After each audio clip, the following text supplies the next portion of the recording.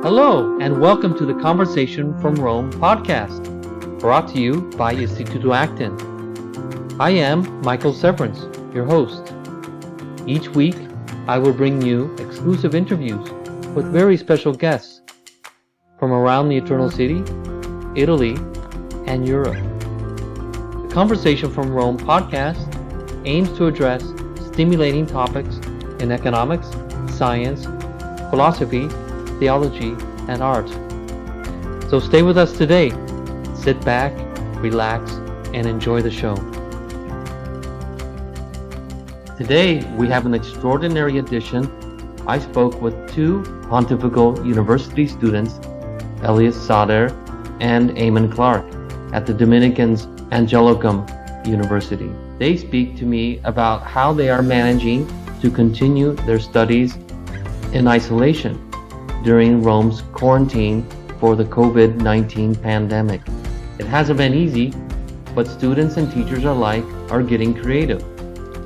Above all, we will take a look at the new digital technology Rome's universities are employing to continue their coursework in addition to some unforeseen challenges. Finally, we will take a look at how universities might profit from the digital classroom instruction model for expanding their educational services worldwide. Now let's begin. Hello, welcome everybody. We're on our Conversation from Rome podcast, and I'm here today with two graduate students at the Angelicum, otherwise known as the Pontifical University of St. Thomas Aquinas. And I'm here with Elias Sader and Eamon Clark. Hello, how are you guys today? Doing great. Excellent. Well, we have a lot to talk about today, and first of all, we wanted to address what is going on exactly within the Pontifical University system in terms of the overall disruption. But before we get to that topic, and furthermore, how the university is handling it in terms of new technology for digital classrooms, let's just take a couple minutes to get to know both Eamon and Elias and find out why they're here in Rome in the first place and what exactly they're studying. So let's start with you, Elias. Why you're from Lebanon, you're from Beirut. Am I wrong? Are you from another town in Lebanon? Yes, I'm from Beirut, and I'm studying social science at Angelicum and also volunteering with the Jesuit Refugee Service. What are you studying within social sciences?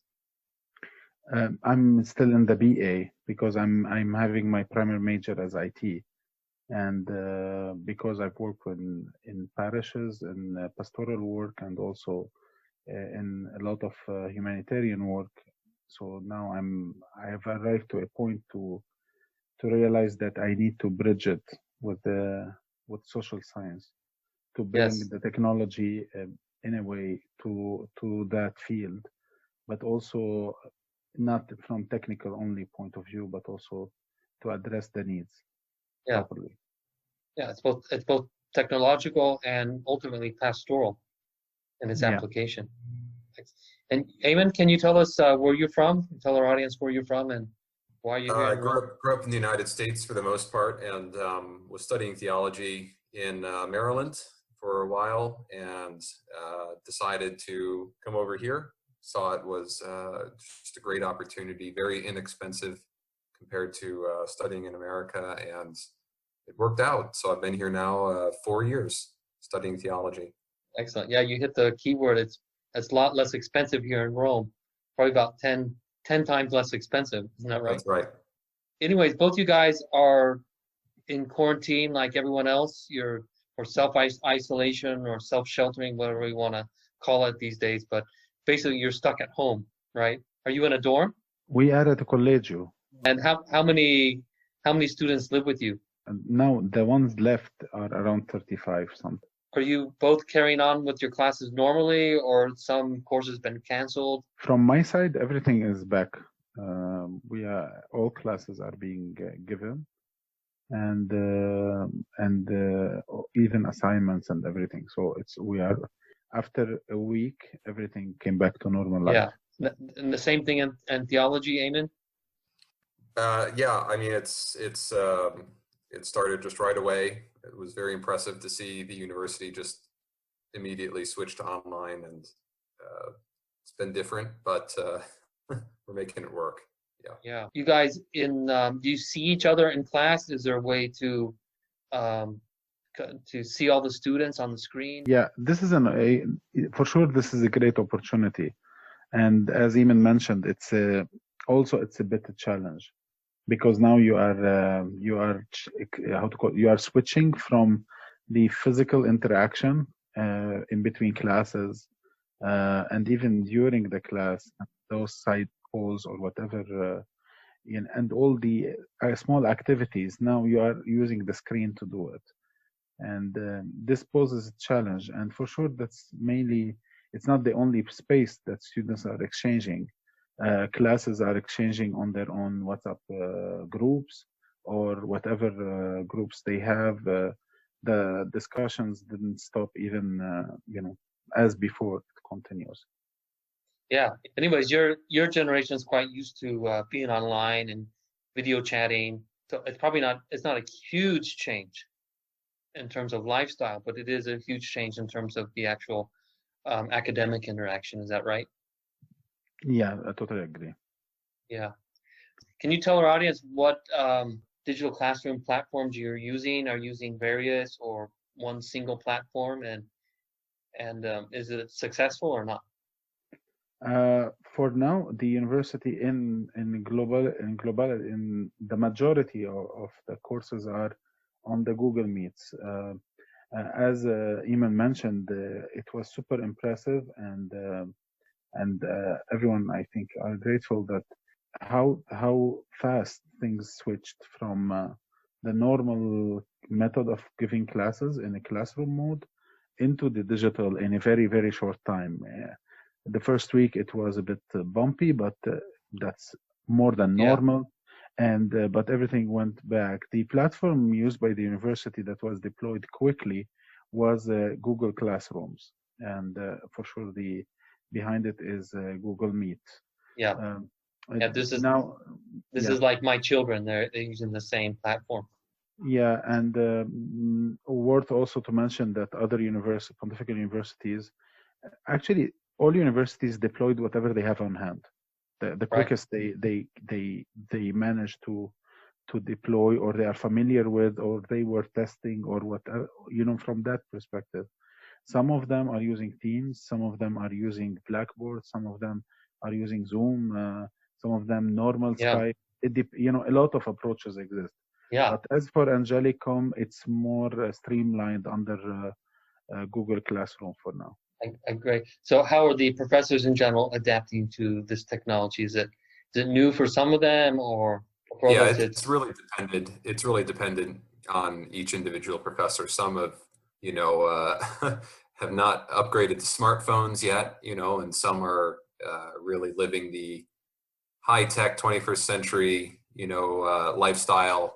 And the additional problem is some professors have, tried to leave the country to go back to their home country for various reasons, along with students. And a lot of students don't necessarily always have the best technology, especially in some religious houses.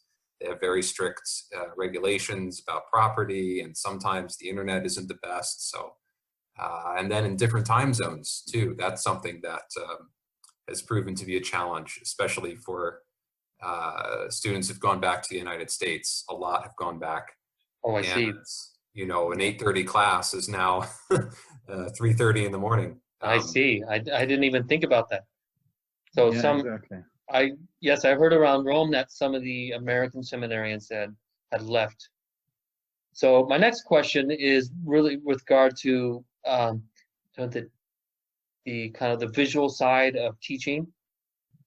In classrooms, we have whiteboards, we have blackboards, we have a lot of AV equipment to help visualize different concepts that professors want to convey or discuss.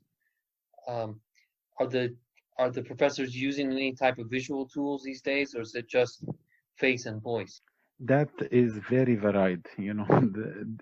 it's not about technology and also adaptation of the teachers, which is a key part. Students' challenges, those are essential, and also the administration and the management of the whole thing. It's a paradigm shift in how you are delivering the material on all scales. So because one, you know, that part of the human interaction that any teacher does with his students by passing you just, you know, a leaflet or writing on the board an information, go to this site, search for this word, you know, just that very simple thing.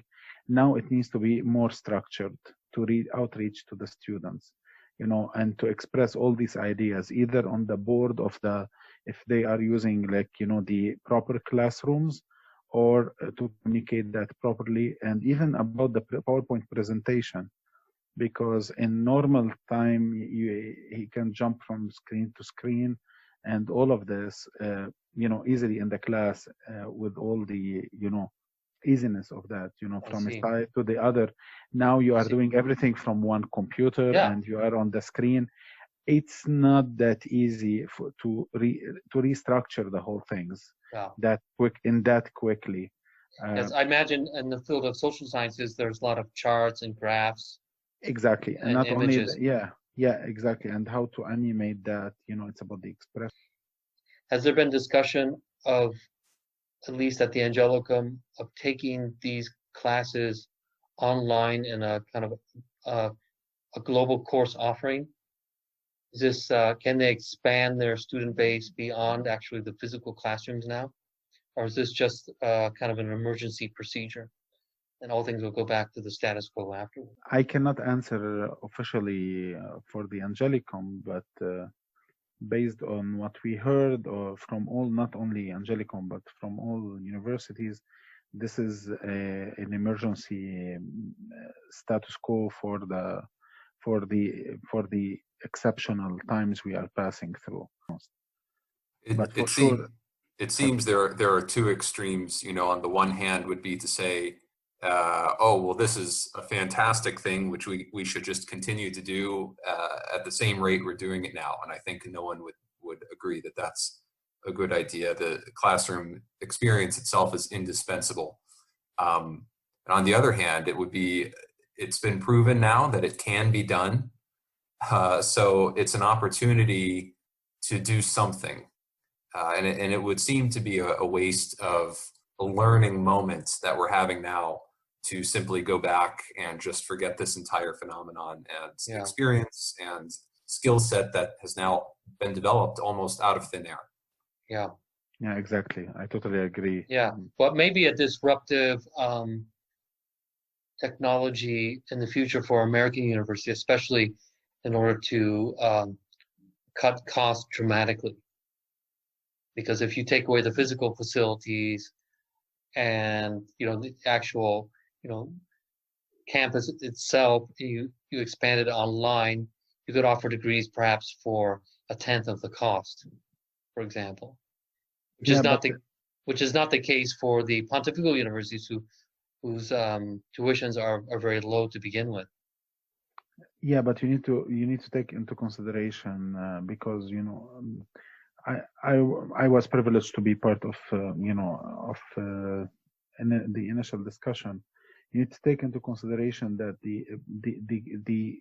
the current mode of online is super exceptional, not because the pontifical universities don't want to apply it, or they were not thinking about it, because for now the pontifical regulations about how the class, the method, and how classes needs to be given didn't include any regulation, or, you know, or any approaches on the online.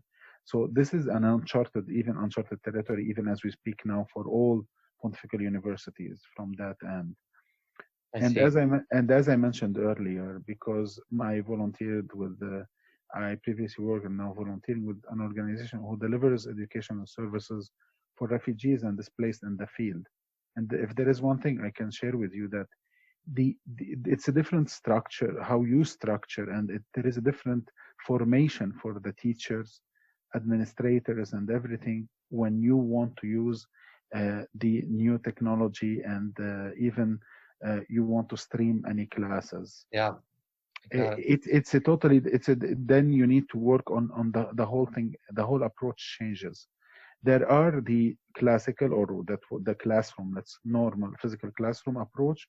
You have the full online approach, and you have the mixed approaches, and each one of them have its own how to call it, sets of rules and ways how things needs to be done, and procedures and all of this. So it's not a new to the educational world, all these. In a lot of countries, the universities are adopting one of these three or multiple approaches at the same time. But also add to that there are some courses that requires physical presence. That needs to be kept in mind. Yeah. Yeah. Especially within the sciences, laboratories, etc. Yeah. Less so with theology. You can pretty much do it in your head. Yes. Right, Aim? Yes. But now we're facing the issue with some men in my house who are preparing for their defenses, and even though they're, for example, they're at the Sant'Anselmo, which is a 2-minute walk away, they can't go on the roof and shout over the streets to give their doctoral defense. They have to set up some online system where it's still fair and, useful enough and comfortable enough to do their final degree earning examination. So it's the sooner it's over, the better. Yeah, excellent. Exactly. But yet that's a perfect segue to my last question. God forbid this lasts until June, or when you have exams. What would be the plan if and when you had to take exams in the digital sphere? Has anyone mentioned that? Has anyone asked, how? I've had one professor give this contingency plan, which he said would simply just be papers. Several short papers would count for the exam. Other professors have seemed more optimistic. I would say more optimistic.